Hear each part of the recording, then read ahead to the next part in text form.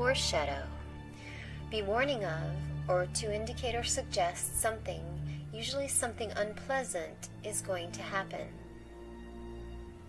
If you've been paying attention at all, you know that not only was 9/11 another false flag attack perpetrated by the powers that shouldn't be, but it was also foreshadowed before it happened a ridiculous number of times in every form of media imaginable. A favorite place for the cabal to do their foreshadowing is in popular cartoons like Family Guy and The Simpsons. And of all the obvious 9/11 references in the 1997 Simpsons episode, City of New York vs. Homer Simpson, one scene actually gives us a big clue to something else they've done.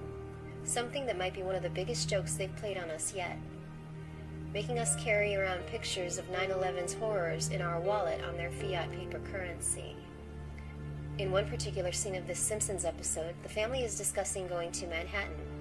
Lisa holds up a bus schedule that clearly shows 9 and 11, the 11 represented by the Twin Towers on the front cover.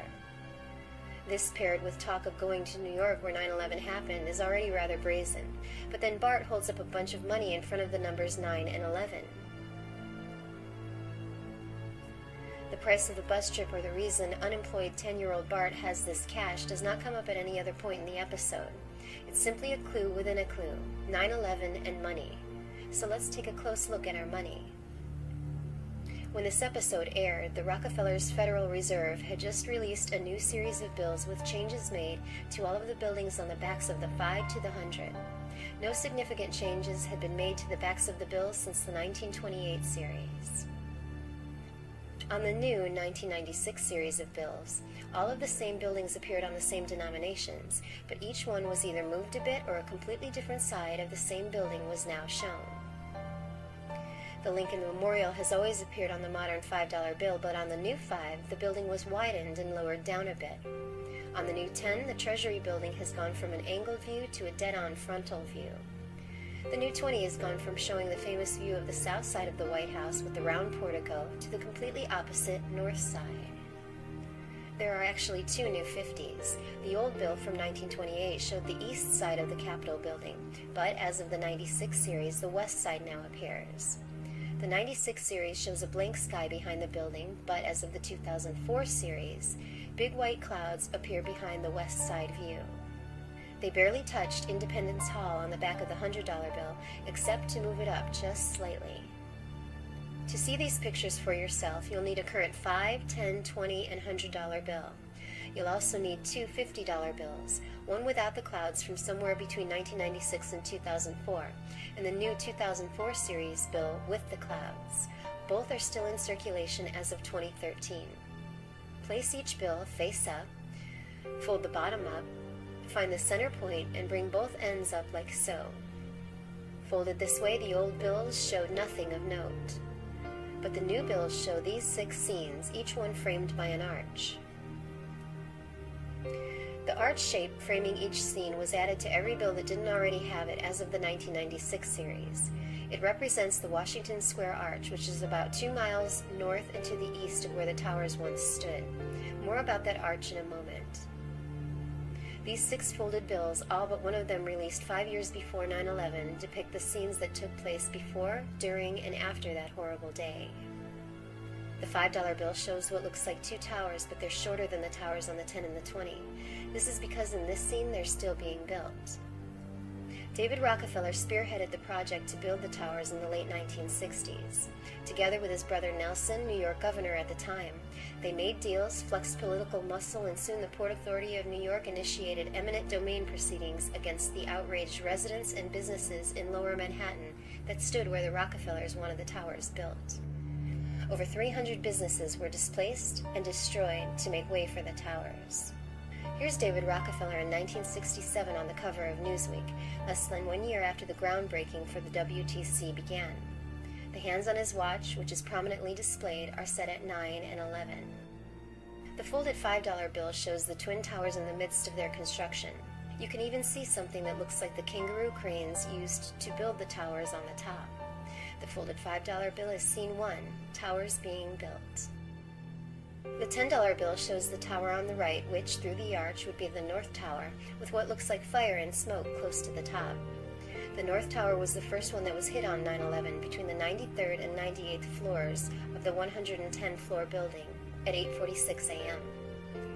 Note that the artist decided for some reason to make a few leaves going in a different direction than the rest right here, exactly where the iconic first plane hole on the north side of the North Tower would appear on 9/11/2001. The folded $10 bill is scene 2, North Tower hit. The $20 bill shows the tower on the left now with the fire and smoke, much lower than the one on the right. This is because the South Tower would be hit next, about 20 floors lower than the North at 9:03 a.m. A close-up of the top areas of the 20 shows clustered groups of oval shapes supposedly representing leaves, but none of these leaves are found in the close-up of any of the other bills. Many of these oval shapes seem to be arranged one on top of the other. Could we be looking at something else they knew would happen on 9/11? Are these representative of their victims, clamoring for air in the final moments of their lives, piled on top of each other in the extremely narrow windows of the towers? The folded $20 bill is scene 3, South Tower hit.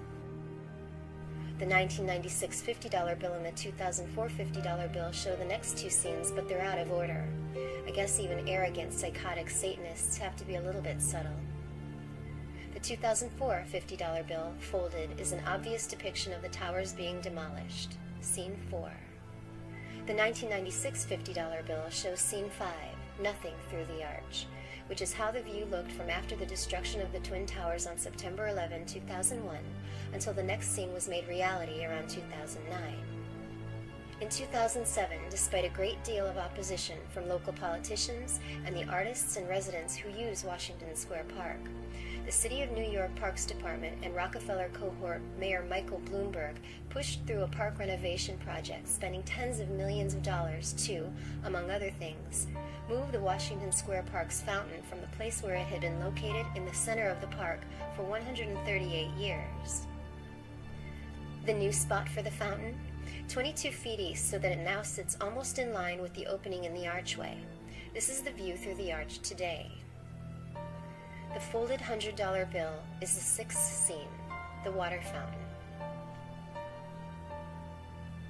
There's a biblical connotation to the entire 9/11 ritual that explains why this water fountain would be the final step. The Twin Towers and Building 7 represented Solomon's temple. The view of the fountain through the arch today signifies the water siphoned to the temple to wash away the massive amounts of blood from the sacrifices that took place there. Here are two pieces of King Solomon's actual aqueduct on display at the Rockefeller Museum in Jerusalem. This water fountain through this arch is what one will see today when traveling down Fifth Avenue from Midtown to Lower Manhattan. Someone like David Rockefeller, who has a home in Midtown Manhattan. David has been making the trip south to Lower Manhattan since at least the 1950s. Ever since he had his office built 3 blocks from where he would then have the World Trade Center built. The residents who opposed the moving of the fountain altogether are still angry about the destruction of the character of the historic park, the cutting down of dozens of mature trees, and the lack of funds left over for normal maintenance. They've also noted that the fountain is still not aligned with the arch in Fifth Avenue, which was the excuse given for moving it all along. Here's what the new fountain is in line with. As for the Washington Square Arch itself, it was supposedly erected to commemorate the 100th anniversary of Washington's inauguration. Designed by Stanford White and built in the 1890s, White also designed the nearby Judson Memorial Church, which was financed by David Rockefeller's grandfather, John D. Rockefeller. The arch is said to have been built to frame the view of the church, but it only does that from the side. What the arch did frame perfectly was the Twin Towers of the World Trade Center. How interesting that John D. Rockefeller's grandson, David, would see to it that the towers were built in the perfect spot to be framed by that arch in the late 1960s. The two of you, when you were a leader at Chase Manhattan and he was governor, were responsible for, really, the World Trade Center. We worked together on that. He has left his imprint on urban redevelopment projects from Lower Manhattan to San Francisco's Embarcadero. Lower Manhattan to San Francisco's Embarcadero. Lower Manhattan.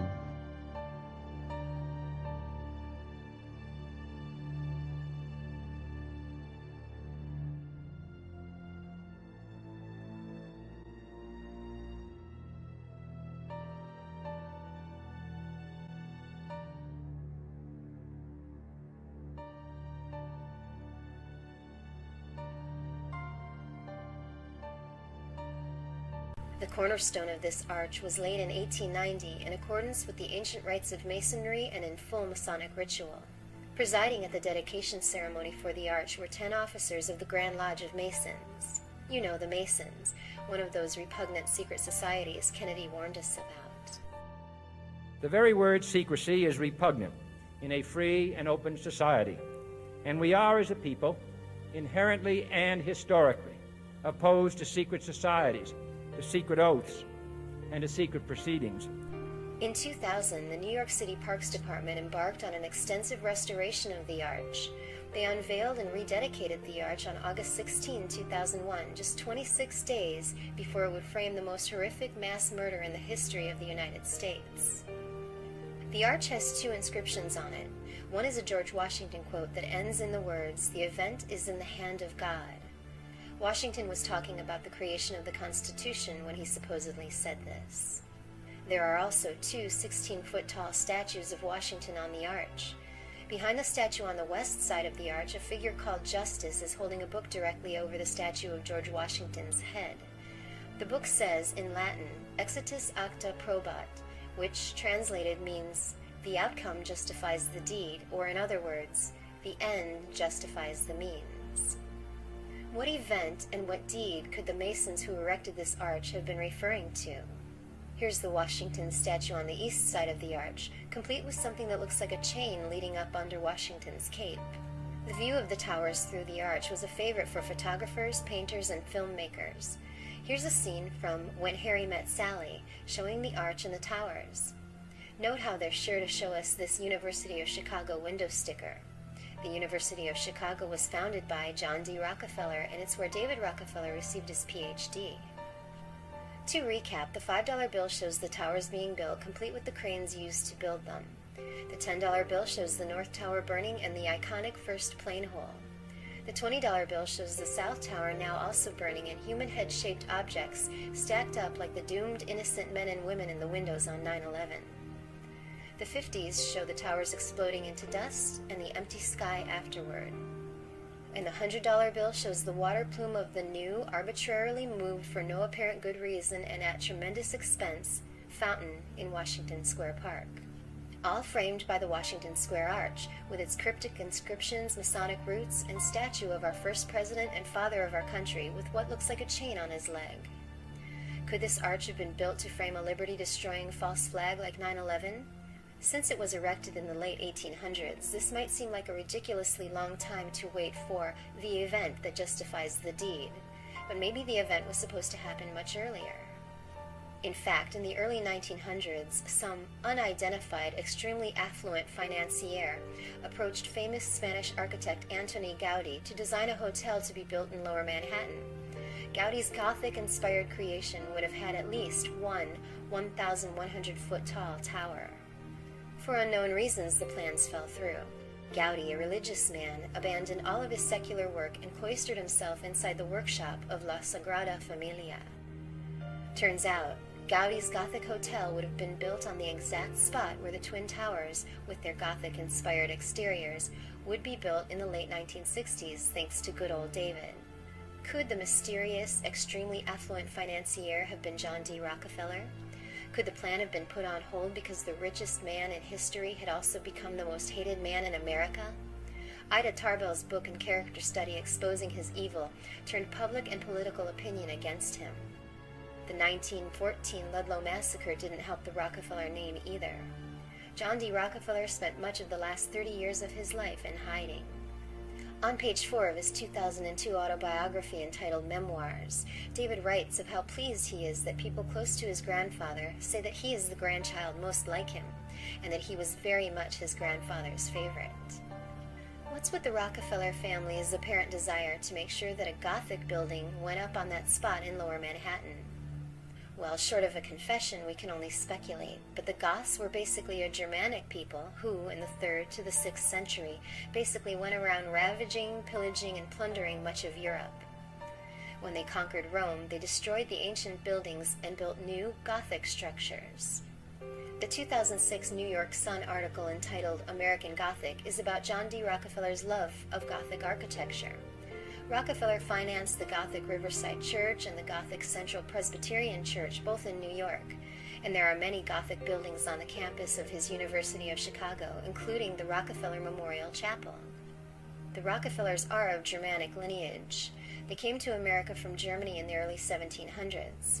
Are they descendants of the Goths or Visigoths? Do they feel that they're completing the work of their ancestors? Is their goal to destroy the American Empire just as the Goths destroyed the Roman Empire?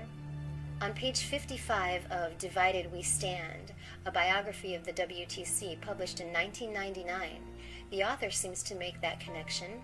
He's writing about the decision to build the towers, and he actually compares it to the Visigothic armies closing in on Rome. Here's page 405 of David's book Memoirs again. Here he admits that he's proud to be part of a secret cabal working against the best interests of the U.S. The horrors of 9/11/2001 happened inside two 1,300-foot death traps that David is responsible for building. Has there ever been an event that worked more against the best interests of the U.S. than 9/11? I actually was there and saw the building collapse. This family made their fortune here, then set to work using that money and the power that it brings against the rest of us. They covertly control everything that matters: education, medicine, our politicians, our military and economic systems, and our media. In the words of John D. Rockefeller himself, competition is a sin. They already have all the money they could ever want. Now they want complete control of the rest of us. False flags like 9/11 and their mass shootings are designed to make us give up all of our rights and take away our means of defending ourselves. Every incident is a step toward their plans for world government, with themselves and their cronies running things. Unfortunately, the story of the pictures on the money doesn't end here either. A new $100 bill is due to be released on October 8th of 2013, and they've made major changes to the picture of Independence Hall. Remember, this is the building that underwent the smallest amount of change on the 1996 series. Now the building is being shown from the completely opposite side, the north instead of the south. This bill hasn't been released yet, but an image editing program can tell us what it's going to look like folded. The well-defined arch is gone, and we see an object that resembles a torch, with a puff of fire or smoke emanating from the top. NYU, where the Washington Square Arch resides, has a torch as its symbol, but this torch actually bears a much stronger resemblance to the Marathon torch built for the 1928 Olympic Games and located in Amsterdam. It held the first Olympic flame ever lit during the Olympic Games. If this is the Marathon torch in Amsterdam, it's also important to note that the recent Boston false flag happened right in front of a store called Marathon Place, and New York was called New Amsterdam in the 17th century. Are they giving us a clue about the next false flag? This guy knows, but he's not talking. He's the main person behind the events of 9/11 and the only person on the planet whose name is all over those buildings and who could have put those images on the money, yet he still walks the streets of New York like a damn celebrity and is bowed down to and honored by those who propose to rule us. Let's put a stop to his reign of terror on behalf of the almost 3,000 people he killed on 9/11 and on behalf of the billions of others that have perished due to him and his family. This is the only way, in the words of John F. Kennedy himself, Man will be what he was born to be, free and independent.